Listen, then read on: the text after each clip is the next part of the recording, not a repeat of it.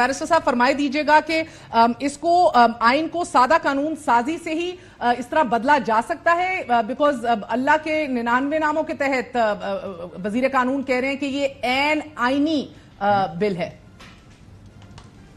जी देखें, बिल्कुल नहीं, ये आइन के खिलाफ है ये बिल, और ये बहुत जल्द आप देखेंगी, जिस तरह मैंने पहले भी बहुत सारे कवानीन जो थे उसका जिक्र किया था आपके प्रोग्राम पे, आप बहुत जल्द देखेंगी कि जब ये चैलेंज होगा सुप्रीम कोर्ट में तो सुप्रीम कोर्ट इसको कलअदम करार दे देगा।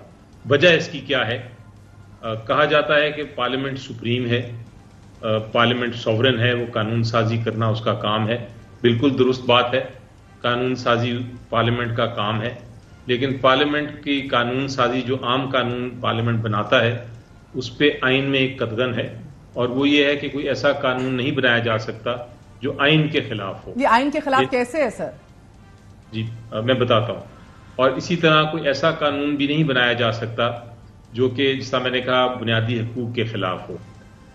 और अगर कोई ऐसी तशरीह होती है, इसी तरह सेपरेशन ऑफ पावर के तहत अदालत का काम है तशरीह करना। अदालत अगर कोई ऐसी तशरीह करती है कानून की, आम कानून की या आइन की, दोनों तशरीह कर सकती है, तो वो जो तशरीह है वो पसंद ना आए पार्लियामेंट को, तो पार्लियामेंट चेंज कर सकता है उस जजमेंट को। पार्लियामेंट वो जो आइनी शिक है जिसकी तशरीह की गई है उसको भी तब्दील कर सकता है, और जो आम कानून है उसको भी तब्दील कर सकता है।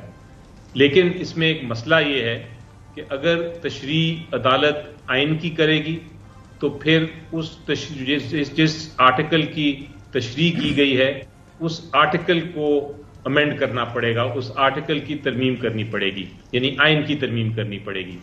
और पार्लियामेंट को आइन की तरमीम करने का तरीका सिर्फ एक ही है, अक्सरियत से, मेजॉरिटी से। सो आर्टिकल 51 और 106(3) के ऊपर जो मजीद क्लैरिटी की बात कर रहे हैं, वो आप कह रहे हैं कि आइनी तरमीम के बगैर हो नहीं सकती, क्योंकि जो जजमेंट थी जिसको हम रिजर्व सीट जजमेंट कहते हैं, इसमें आइन की तशरीह की गई, यानी आर्टिकल 51 की तशरीह की गई और कहा गया कि आर्टिकल 51 का ये मतलब है। मगर बैरिस्टर साहब, ये आपको हासिल मश्क लग रही है अब? जी नहीं, ये इसका मकसद, इसके पीछे कुछ और है। ये एक्चुअली हुकूमत को भी मेरी नजर में पता है कि हुकूमत के पास भी वकला हैं और उन्होंने यकीनी तौर पे आइन भी पढ़ा होगा और अदालत की जजमेंट्स भी पढ़ी होंगी। उनको ये पता है कि ये अल्टीमेटली इस कानून ने खत्म हो जाना है। वो अभी फिलहाल टाइम गेन कर रहे हैं। मेरी नजर में उनको इस वक्त इमरजेंसी ये है, और आपको पता है जब आप हार गए हों तो आपका फिर दिमाग हर किस्म की कंस्पिरेसी और डेस्परेशन में चीजें ढूंढता है। तो उनका अभी ये इरादा ये है कि किसी तरह ये कानून तो पास कर लें, और ये कानून पास करने का मतलब ये होगा, आप देखेंगे कि इलेक्शन कमीशन ऑफ पाकिस्तान जब ये कानून पास हो जाता है, उस पर असेंट प्रेसिडेंट दे देता है, तो इलेक्शन कमीशन ऑफ पाकिस्तान ये आके कहेगी कि जनाब अब ये कानून आ गया है, इसलिए हम जजमेंट को इम्प्लीमेंट नहीं कर सकते।